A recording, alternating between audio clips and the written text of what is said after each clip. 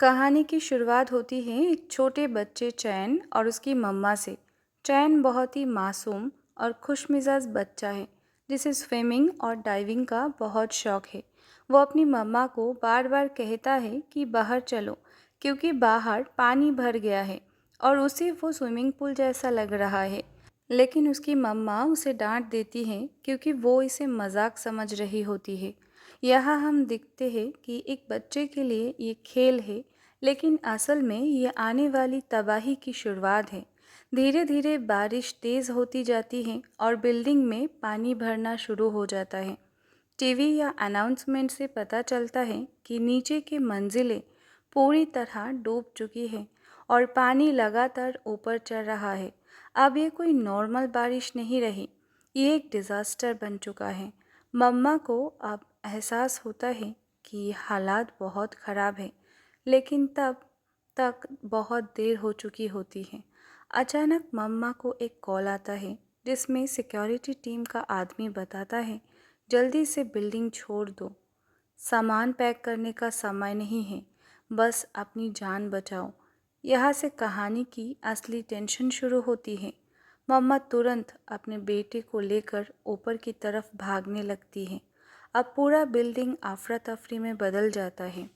लोग भाग रहे हैं, कोई रो रहा है, कोई रास्ता ब्लॉक कर रहा है। सब सिर्फ अपनी जान बचाने में लगे हैं। यह एक बहुत गहरी बात दिखाई जाती है। मुसीबत में इंसान सबसे पहले खुद को बचाता है। मम्मा अपने बेटे को पीठ पर उठाकर सीढ़ियों चढ़ती है और बीच बीच में उसे शांत करने के लिए बातें करती रहती है।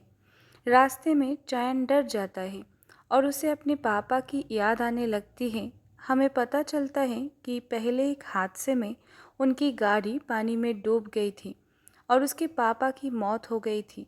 इसीलिए चैन को पानी से बहुत डर लगता है।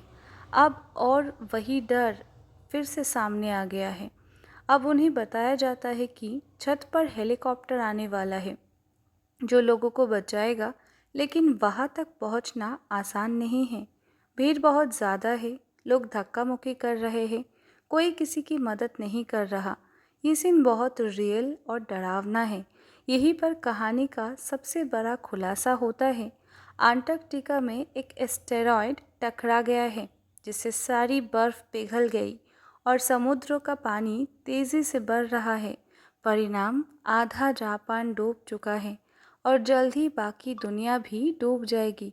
यानी ये सिर्फ एक शहर की समस्या नहीं, पूरी दुनिया ख़त्म होने वाली है। अब यह एक बहुत बड़ा साईफाई ट्विस्ट आता है।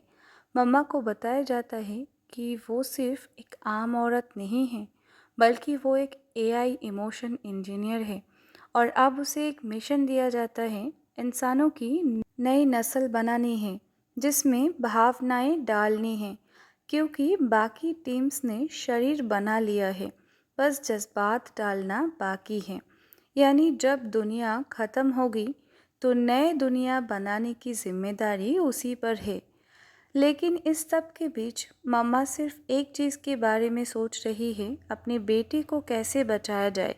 चैन डर रहा है, रो रहा है और बार बार मम्मा को पकड़ रहा है और मम्मा हर बार उसे यही कहती है, मैं तुम्हें छोड़कर कहीं नहीं जाऊंगी।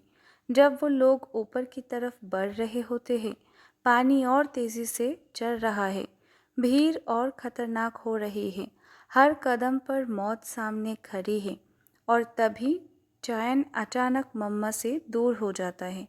वो उसे ढूंढने लगता है और मम्मा भी घबरा कर उसे ढूंढने लगती है।